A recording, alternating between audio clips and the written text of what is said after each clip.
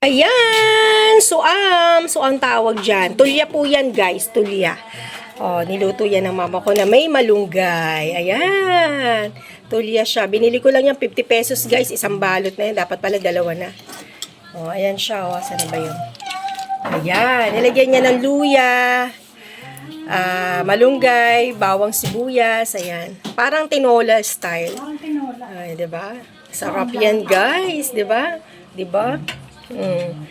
Oh, kasi kailangan ko rin na magkaroon ako ng iodine sa aking katawan, no? Ito.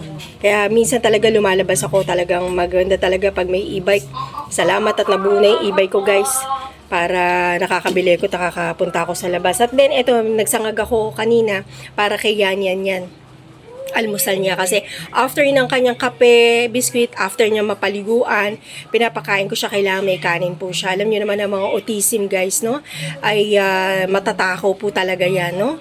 Kailangan lagi siyang may pagkain. Kaya ayan, nakaluto ng maaga si mama at yan po yung sabaw namin. At ito naman po yung aking pipirituhin. Ayan po, no? Pipirituhin na. Binili ko naman na ang tawag dito, tilapia. Pipirituhin ko kasi may sabaw naman po kami. Alright, guys! Guys, inasnan ko na siya. Ready to pirito na siya, no? Maghapon na namin yan, pati yung sabaw. So, tara. Mag-cooking na. So, ayan na, guys. Pinipirito ko na po siya. Tatlo-tatlo lang. May nakalaban. Maliit lang yung kawali ko. Haha!